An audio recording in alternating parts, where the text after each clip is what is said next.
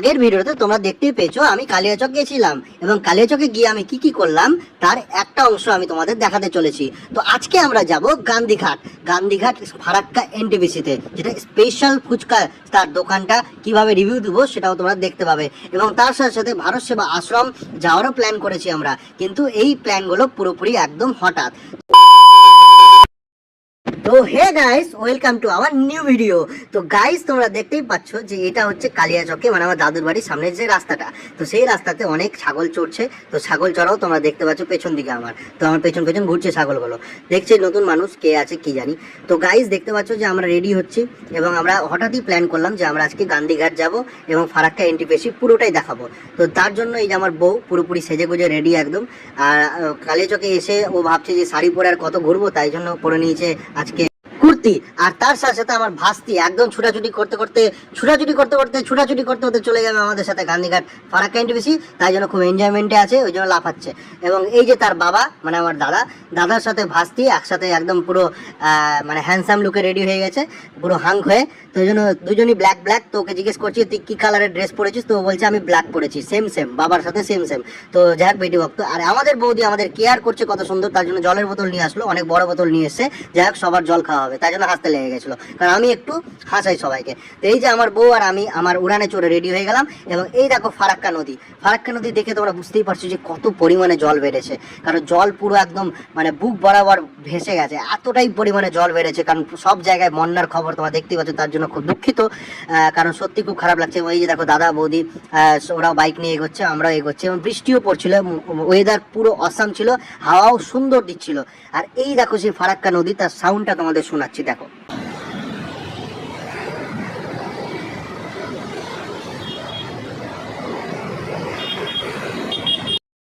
অন্ধকার হওয়ার দরুন ভিডিওটি স্পষ্ট নেই, কিন্তু এখানে যখন দাঁড়িয়েছিল এই যে এই জলটাই পুরোটা কলকাতায় চলে যায়। তো এইখানে পুরো মনোরম একটা হাওয়া, একটা পরিবেশ সৃষ্টি হয়ে গেছিল। তারপরে আমরা পৌঁছে গেলাম ফারাক্কা এনটিপিসির যে ভারত সেবা আশ্রম, সেই আশ্রমে। এবং আশ্রমে এসে আমার মন পুরো মুগ্ধ হয়ে যায়, কারণ ওখানকার বিচার আচার এবং পুরোপুরি ডিসিপ্লিনে ভর্তি।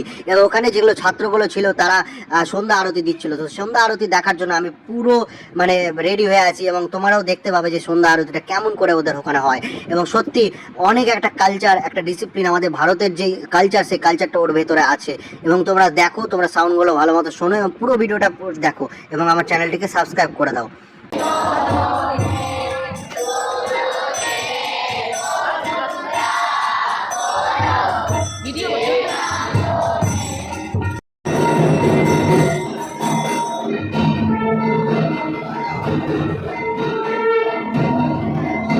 তোমরা দেখতে পেলে সন্ধ্যা আরতির সাউন্ড গুলো একদম পুরো মনকে মুগ্ধ করে দিচ্ছিল ওই তখনকার। আর আমার বাস্তি খালি ছোটাছুটি করছিল পুরো মন্দির চত্বরে, এবং খুব ভালো লাগছিল, সেও খুব মজা পাচ্ছিল, কারণ আমরা একসাথে খুব খেলাধুলা করেছি। তারপর আমরা বেরিয়ে পড়লাম ভারত সেবা আশ্রম থেকে, চলে যাব গান্ধীঘাটে। এবং গান্ধীঘাটে সেই মনোরম পরিবেশটা, সেটা আরো মুগ্ধ করার মতো। এবং যারা ফ্রি আছো তারা অবশ্যই ফারাক্কাতে আসো, গান্ধীঘাটে ঘুরে যাও।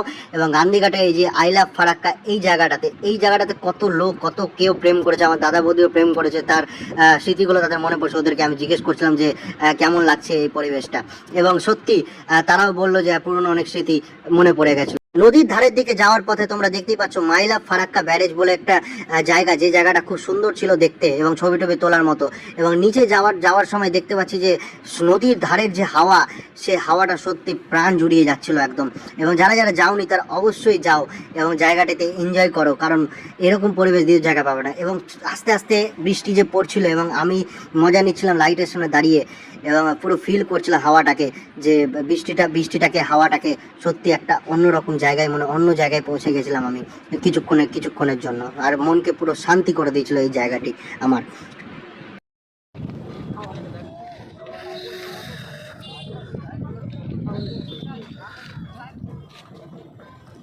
অনেক ঘোরাঘুরি আর প্রকৃতিকে এনজয় করা হলো। এবার আমরা যাব পেট পূজা করতে। তো পেট পূজা করতে আমরা দেখতে পেলাম যে গান্ধীঘাটের যে ফেমাস ফুচকার দোকান, সেই দোকানের সামনে আমরা পৌঁছে গেলাম। এবং দাদাকে আমি জিজ্ঞেস করছি, দাদা তুই বাট নিয়ে দাঁড়িয়ে আছি, কত টাকা তোকে ভিক্ষা লাগবে তোর? তো দাদা বলছে যে পাঁচটা ফুচকা খাবো। তো যাই হোক, ফুচকার বাটি নিয়ে দাঁড়িয়ে থাকলেই সবাই ভাবে যে ভিক্ষা নিতে দাঁড়িয়ে আছে, কিন্তু নয়। ফুচকা একটা আলাদাই একটা খাওয়া, যে খাওয়া না খেলে হয় না। এবং গান্ধীঘাটের ফুচকা, এই ফুচকা যদি খাও তোমরা, সত্যি অসাধারণ ফুচকা, মানে এরকম ফুচকা আমি কোথাও খাইনি। তো ফুচকার বাট নিয়ে দাঁড়িয়ে আছি এবং ওয়েট করছি কখন ফুচকাটা তৈরি হবে। আলুটা মাখা চলছে এবং আমি কাউকে বললাম যে ছোলা বেশি করে দেবো। এবং এরপরেই স্টেপ, মানে ফুচকাটা খাওয়ার পরে যে আমরা দই ফুচকা খাবো সেটার জন্য রেডি করছে কাকিমা।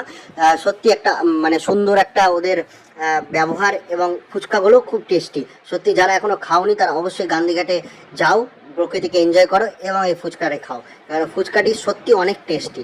তো যাই হোক, কাকু তখন ফুচকা বানাতে বানাতে এই যে আমার ভাস্তি ফুচকাটা খাচ্ছে এবং ও বলছে শুকনাই খাবে, তাই জন্য শুকনাই দেওয়া হচ্ছে এবং একটার পর একটা খেয়ে চলেছে, কারণ ওরও শুকনা ফুচকাও টেস্টি লেগে গেছে।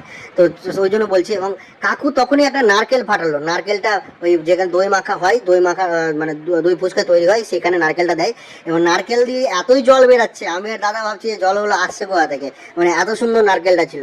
তো কাকু আমাদের জল খাওয়াচ্ছিল ফ্রিতে, নারকেলের জল, এবং আমাকেও দিয়ে যাচ্ছে, আমিও বাটি নিলাম, বাটি নিয়ে আমিও চুমুক দিয়ে খেয়ে নিলাম।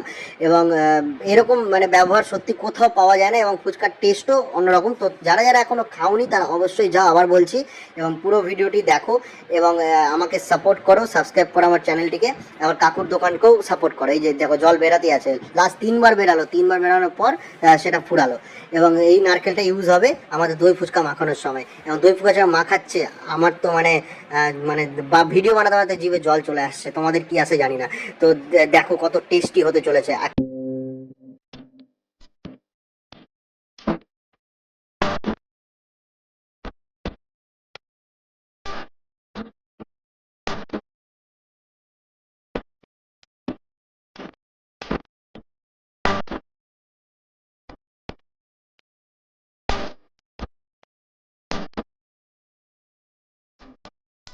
দই ফুচকা খাওয়ার পর আমাদের সবার ইচ্ছে করলো যে আইসক্রিম খাবো, তাই জন্য দাদা একদম গিয়ে আইসক্রিম নিয়ে নিয়েছে এবং আমিও তার সাথে খাচ্ছি। এবং মোমো বলছে আইসক্রিমটা খুব টেস্টি, মেট্রোর আইসক্রিম ছিল, আইসক্রিমটা খুব টেস্টি ছিল। তো আমিও একটা আইসক্রিম খাবো।